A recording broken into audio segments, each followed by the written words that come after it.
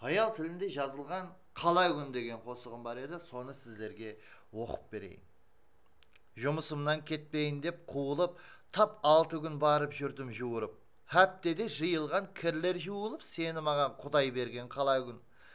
Сазын беріп, және бір таң атқанда, демалыс қой деп арқайын жатқанда. Бақырып оятар балық сатқанда, оларға не қызық емес қалай күн. Демаламыз деп ойлаймыз баста біз. Бірақ демді алмаймыз ғой хасыла біз, сол күнге тақалар черный кассамыз, басқа күні қапылғандай қалай күн. Өмір өзі құралмаған тегістен, қыста тамақ, ал бәһәрде егістен, айлануға шарлап, бір кәтекістен уақытым асла болмай жүр ғой қалай күн.